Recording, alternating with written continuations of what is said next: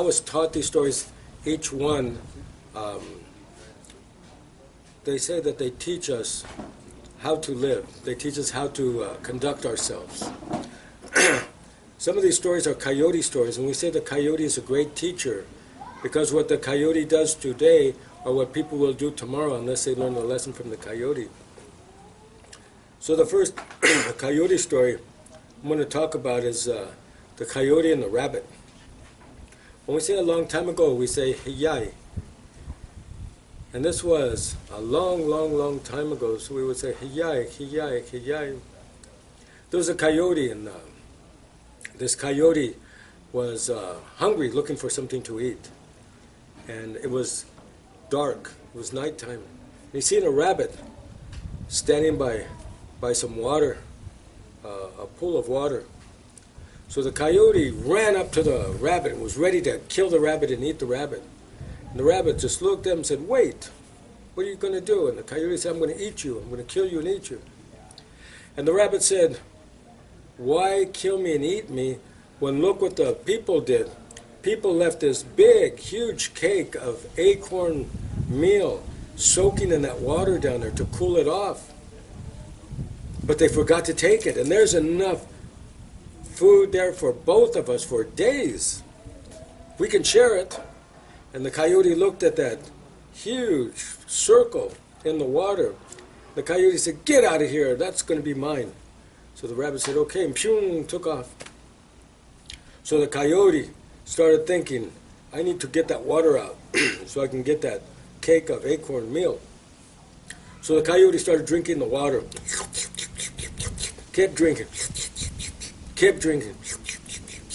Finally got to the end. I mean, the coyote's stomach was big, he had to go to the bathroom and a bunch of times, but he finally got there. And he put his paw where that cake is supposed to be, and all the coyote touched was mud. The coyote looked up, and there was a full moon.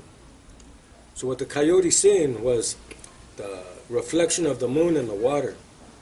So the coyote got mad, and the coyote took off, looking for that rabbit.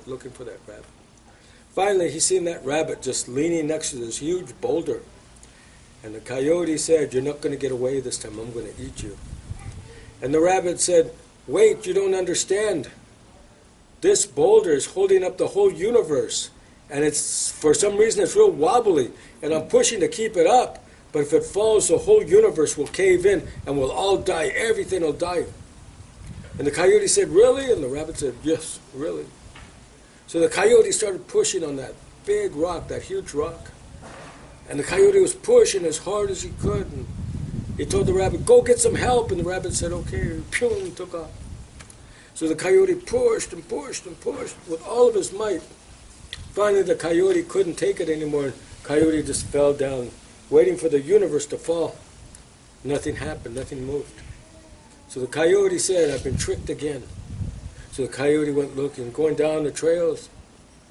And finally, the coyote seen this tall grass, it was about this tall, and seen the rabbit standing there. And the rabbit had a rattle in his paw.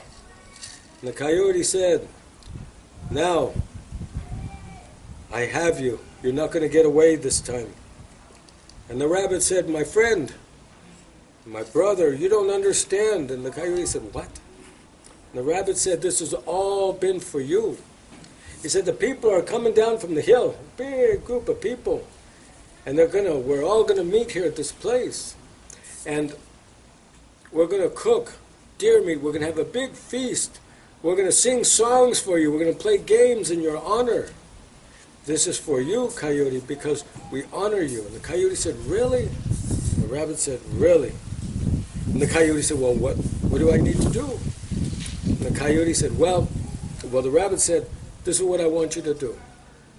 I want you to hide in this grass and grab this rattle and do this." And the coyote said, "Like this?" The rabbit said, "Yes."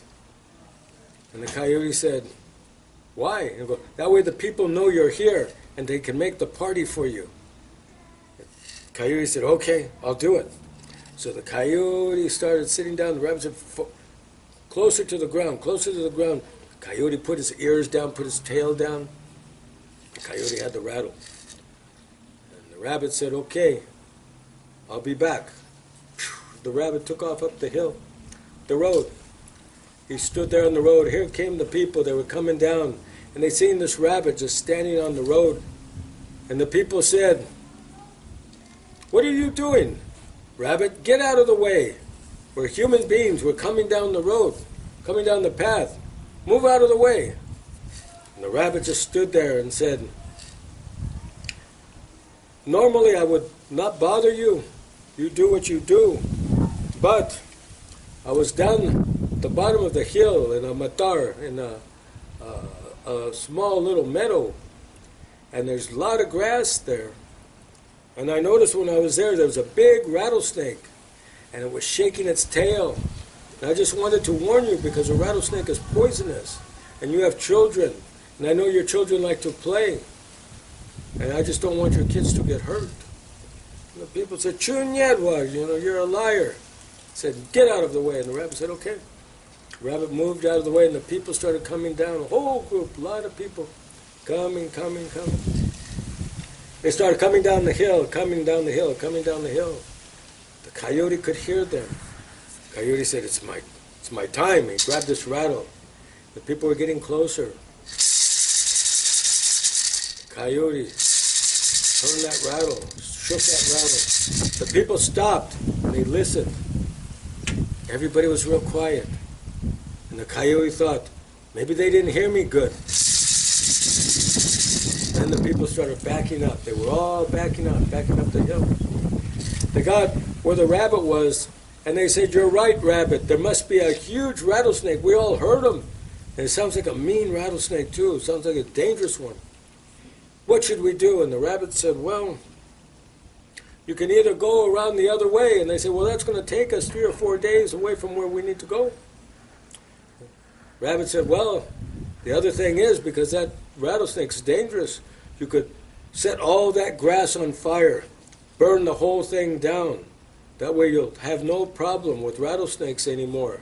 And that rattlesnake won't bother you, and your kids will be safe. And the people said, that's a good idea. We're going to do that.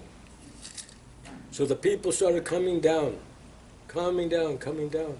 And they surrounded that grass, and Coyote could hear that. Then he stopped. The people said that rattlesnake is still there. So what they did was they lit all that grass on fire. The coyote, he could smell that smoke. He could smell it. He goes, oh, the people must have started cooking the food. Must be a barbecue. Shook it again, and then the fire came. Whoo, everything was burnt. All the grass, that rattle, that coyote. So, the moral of this story is, I'm going to leave it up to you. I want you to think about it. And that's the story of the coyote and the rabbit.